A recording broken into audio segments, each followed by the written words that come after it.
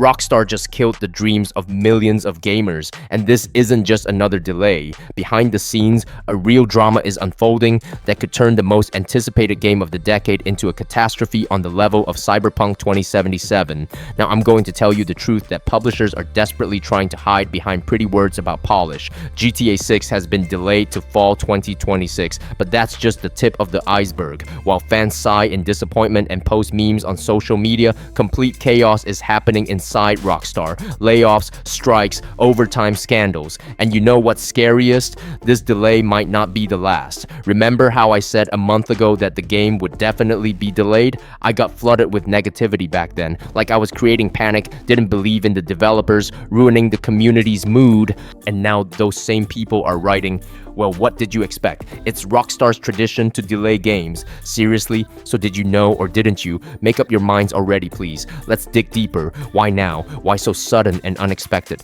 After all, Rockstar had a perfect opportunity to prepare the ground for the delay. The quarterly report is today. They could have hinted, let investors and players know that schedule shifts were possible. That's exactly what they did with the previous delay. Everything went smoothly then. The company's stock remained stable. Fans took the news relatively calmly. But this time, everything is different. The delay announcement dropped like a bolt from the blue. Take-Two Interactive shares plummeted 10% in a matter of hours. Somewhere in his $11 million mansion, Strauss Zelnick, the company's CEO, is weeping. Investors are panicking. The community exploded with angry comments, and gaming media can't churn out failure articles fast enough. And here's where it gets really interesting. Wait, you haven't heard the main thing yet. In early November, Rockstar fired 40 people. Just like that, without warning, without explanation. These people didn't steal, didn't leak information to competitors, didn't sabotage development. Their crime was daring to want normal working conditions. Picture this. Several hundred Rockstar developers created a private Discord server. They simply wanted to discuss the possibility of creating a union, not a rebellion, not a revolution, just a legal union to have a voice in discussing working conditions. They wanted to see their families more than once a month. They wanted to receive normal compensation for overtime. They wanted humane health insurance. They wanted to sometimes go home early to play with their children. You know what happened next? Among these 300 people, there was a traitor, a real rat, a local Micah Bell from Red Dead Redemption 2. He leaked all the information to management, and when Take-Two's top managers learned about the employees' plans, they didn't negotiate, they didn't seek compromise, they simply took and fired 40 people, threw them out on the street, and this became a signal to the rest. Don't even think about a union or you'll share their fate. This is a catastrophe. This proves how cynical corporations in the gaming industry have become. Take-Two Interactive earns billions of dollars annually. Strauss Zelnick receives tens of millions in bonuses. The company has money for luxury offices, for expensive advertising campaigns, for anything. But to pay a programmer who works 13 hours a day, 7 days a week to create a masterpiece? No, that's too expensive. Now, it's going to get even worse. Hold on tight. All this information was revealed in detail by Jason Schreier. For those not in the know, this is a legendary gaming journalist who specializes in investigations in the gaming industry. When Schreier publishes an article, companies start nervously sweating because this person always digs to the very bottom and only publishes verified facts. In his article, Schreier described in detail what's happening inside Rockstar. And the picture was dismal. After this article was published, real strikes began in some of the company's studios. People refuse to work under such conditions. They demand justice. And what does Take-Two do in response to this scandal? They urgently announced the GTA 6 delay. Right in your face, without preparation, without hints. They just come out and say the game is delayed to fall 2026. And all the anger, all discussions of layoffs and strikes instantly drown in a sea of news about the delay. Brilliant PR move, you'll say? Yes, but at what cost? The company lost billions in capitalization in one day. Shareholders are furious. But for Zelnick, this is the lesser evil, because a scandal with mass layoffs and strikes could have done much greater damage to the company's reputation. Strauss Zelnick essentially tells gamers, forget about these people who haven't seen their families for months. Don't pay attention to the fact that the most talented developers are burning out and leaving the industry. better rejoice that we're delaying the game for polish, for quality, for you, dear gamers. And you know what's most disgusting? It works. Read the comments under the delay news. Thousands of people writing, "I'm even glad they delayed it. Better they polish the game to perfection than release a raw product. Thank you, Rockstar, for caring about quality. Better to wait and get a masterpiece than play bugs." Seriously, if the game has been delayed 3 times already and there's a possibility of a 4th delay, don't you have any suspicions? Do you really believe everything is under control there? That developers just want to add a little more graphics polish? It's obvious that the company simply can't determine when the game will be ready. It's so ambitious and massive that managers have lost control of the development process. And when key specialists start getting laid off, when strikes are happening in studios, when team morale is at rock bottom, this absolutely doesn't contribute to timely project completion. Rockstar officially stated they fired people for information leaks, like these 40 people were leaking secrets to competitors or journalists. But Jason Schreier refuted this information. He confirmed that the layoffs were connected precisely with the attempt to create a union. So Rockstar lied once again, and this surprises no one. GTA 6 is being created by insanely talented people, programmers, artists, writers, animators, designers. Each of them is a professional of the highest level, but the publisher treats them like expendable material, like cogs in a machine. One cog breaks, we'll throw it away and put in a new one. No emotions, no respect for human labor. Remember Dan Houser's story? This is the writer of all GTA, starting with the 3rd part, the entire Red Dead Redemption series. The person who wrote legendary dialogues, created unforgettable characters, came up with plots that give you goosebumps. He left Rockstar after the overtime scandal during Red Dead Redemption 2's creation. He simply couldn't stand how the company treats employees. Now I'm going to tell you what they're silent about.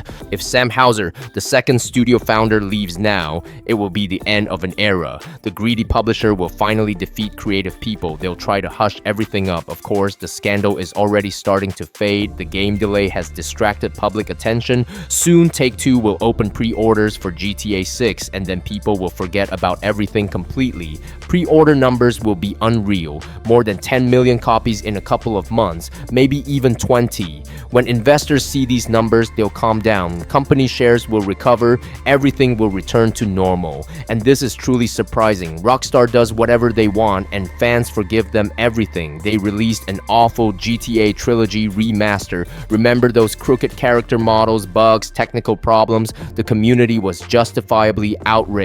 But this didn't affect subsequent game sales at all. Moreover, GTA 5 sales only increased after this scandal. They've committed many questionable actions over recent years. Shut down modifications made by enthusiasts, sued creators of fan projects, turned GTA Online into a casino with microtransactions, and each time fans said, "Well, okay, we forgive you, the next game will definitely be a masterpiece." And now they've unfairly fired dozens of people, and a bunch of fans are justifying this. Like they probably deserved it, probably really were leaking information, probably were bad workers, although there's direct evidence to the contrary. It's going to blow your mind next. Rockstar breaks other companies' releases. Notice that this fall 2025 is practically empty, almost no major releases, because initially GTA 6 was supposed to come out in May 2026, and all publishers planned their release schedules with this date in mind. All major games came out in the first half of 2025 because no one wanted to compete with GTA 6 in the second half. That would be voluntary suicide. Imagine, you spent 5 years and hundreds of millions of dollars developing a game, then release it on the same day as GTA 6. Your project will simply drown in the information noise. No one will even know about it. So all publishers made their games targeting late 2026. We'll release our projects in fall when GTA 6 has already come out and the hype has died down. Logical? Quite.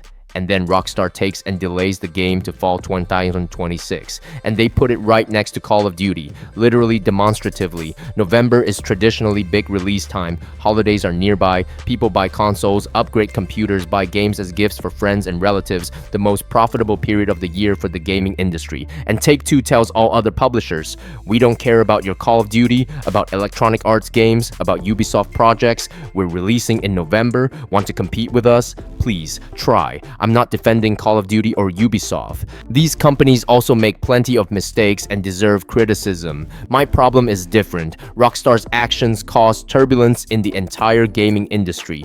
Fall 2025 is empty. The first half of 2026 will be filled with crooked, unfinished releases because publishers are now thinking games were planned for fall 2026, but GTA 6 is going there. What to do? Option 1, release the game ahead of schedule. Even with bugs, at least we'll earn something. Option 2, move the project to 2027 and lose a year of profit. Option 3, release the game in fall 2026 next to GTA 6 and get the failure of the year. All three options are bad, but most will choose the first. Better to release an unfinished game and earn something than wait another year or compete with a monster. Rockstar now isn't just a development studio, it's the weather of the entire gaming industry. Whenever they feel like it, they blow winds of change and the entire industry catches cold. This company has incredible power and influence, but they don't use this power to improve the industry, not to support other developers, not to create healthy competition. They use it to hide layoff scandals, to manipulate the market, to soften the blow from another game delay that causes the company to lose billions in capitalization. Many gamers have a reasonable question. What if these constant delays are symptoms of another Cyberpunk 2077? And I don't want to scare you, but we might really have serious problems here. I read comments where people write, if you add up all the delays, it turns out developers gave themselves an additional year and a half to create the game. In this time, they'll definitely polish everything to perfection. The game can't turn out bad after so many delays, right? How can I put this gently? Delays, especially frequent and chaotic ones, aren't a guarantee of quality polish at all. Quite the opposite. Cyberpunk 2077's release showed us this. CD Projekt Red delayed their game countless times. Each time they talked about polish, about wanting to make a masterpiece, about not wanting to disappoint fans. And what did we get in the end? A game that had so many critical bugs at release that the number 2007 in the title became a meme about the number of errors. Just understand the main point. Frequent delays aren't an indicator that the game is being carefully polished. It's an indicator that chaos reigns in the company, that management is terrible, that leadership is engaged in self-deception. Dangerous logic starts working in the company. We're Rockstar, we're CD Projekt Red, we're Bethesda. Our games have special magic. We'll do everything right eventually. Don't worry. Usually this mantra is repeated by top managers in expensive suits. They convince investors, convince gamers, convince themselves. But the reality is, it's not about polish, it's about broken development processes. Overtime, layoffs, staff turnover, employee burnout. All these are symptoms of big management problems, and you need to understand a critically important thing. Delaying the game doesn't cure the system. Nothing is automatically fixed because you moved the release date 6 months forward. To fix broken processes in a company the size of Rockstar takes at least 3 years. That's exactly how long CD Projekt Red needed after Cyberpunk 2077's failure. They completely rebuilt the entire development system, changed their approach to management, learned to properly assess timelines, but Rockstar isn't going to change anything. How they made games before is how they'll continue making them. That is, developers will simply work in crunch mode for an additional 6 months, 13 hours a day, 7 days a week, no days off, no vacations, no time for family. Many say, but Red Dead Redemption 2 was made the same way. There were delays, there was crunch, and the game turned out to be a masterpiece. So the method works. Yes, Red Dead Redemption 2 was made with blood. People worked 100 hours a week. Some developers didn't sleep at home for months. After the game's release, more than 20% of the team, moreover from important positions, quit. Why? Because they burned out. They worked at the limit of their capabilities for so long that they simply broke.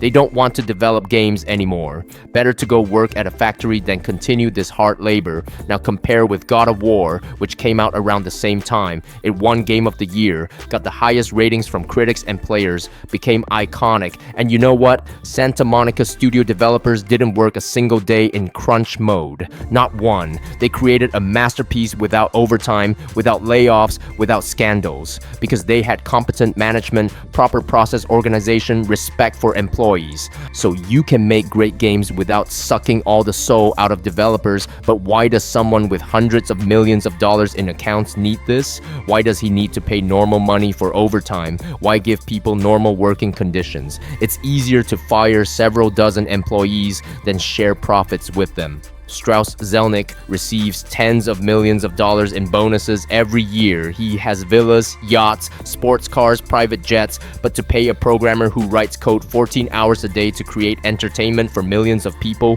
No, that's too expensive. Red Dead Redemption 2 turned out to be a masterpiece, not thanks to management, not thanks to overtime, but despite all this, the most talented developers had to simultaneously create the game and put up with disgusting work processes invented by managers in suits. So when people say, let them delay as much as they want as long as a masterpiece comes out, I no longer believe in these fairy tales. Masterpieces aren't born from fear and overtime. They're born where people have inspiration, motivation, desire to create. And Rockstar developers don't have this anymore. There were 300 employees on that Discord server. 300 people who united to try to change the situation. They fired 40. They intimidated the rest. Now every day people go to work thinking, what if they fire me today? I didn't do anything wrong. I just wanted to see my child more often. How are these people supposed to make a quality game in this state? Jason Schreier says morale in the studio is at rock bottom right now. People are demoralized, scared, burned out. This material wasn't made to throw mud at GTA 6. On the contrary, I'm waiting for this game more than any other in my life. I just don't believe in the Rockstar logo anymore. I don't believe Zelnick. I only believe in the developers. These people work 100 hours a week to create for us all those tiny details that blow our minds. Someone animates thousands of unique character movements. Someone writes signature dialogues with GTA's sarcasm and humor. Someone fixes bugs and optimizes performance. And in parallel, they have to fight the greediest people on the planet. They don't do this for quarterly reports, not for shareholders. They do this so we get unforgettable impressions. These people need maximum support. And publishers need to be maximally shamed for disgusting actions. Even the very fact of the delay shows management failure. The game wasn't delayed because developers aren't finishing something in time, but because managers can't do their main job, know development status, and determine realistic release dates. Strauss Zelnick comes out and states with complete confidence, GTA 6 will 100% come out in May next year. My confidence is very strong, and then delays the game 6 months. And reading his comments, you think, dude, you don't need to believe in a release date like a religion. You don't need to go to church and light a candle for it. Your job as a leader is to assess the team's condition, understand development progress, and determine when the product will be ready. This isn't feelings. This isn't intuition. This is mathematics, analytics, planning. A release date isn't an astrologer's prediction. It's the result of calculations, risk assessment, understanding of processes. Who even decided that Strauss Zelnick is suitable for managing a gaming company? Why did someone think that a financier who previously worked in completely different industries could lead video game development? My main point is that these delays are extremely suspicious. It's not about the fact of the delay itself. Delays happen, that's normal. It's about why it happened and how it was announced. We're once again given the standard phrase about polish, but now it sounds more like we're stuck somewhere with the game and don't understand why. We hope that in an additional 6 months we'll figure something out. They still have time for polish. I hope they can bring the game to a decent state. And I really hope developers won't be completely tortured with overtime. I'm sure the game will be quality because phenomenal professionals are working on it, but I really don't want half the team to simply quit from burnout after release. I genuinely feel sorry for these people. They give their life, health, time with family for the sake of creating entertainment for others. They deserve much better treatment, and I'll say directly, most likely there will be another delay because Strauss has confidence again, simply because he's imitating confidence. He has an internal feeling that the game will definitely be ready in a year. This is simply amazing. A person who has already been wrong with predictions several times is again talking about his confidence. The definition of insanity is doing the same thing expecting different results. That's exactly what Take-Two's leadership is doing now. Time will tell if I was right, but one thing I know for sure, gamers deserve honesty, developers deserve respect, and greedy corporations deserve a boycott.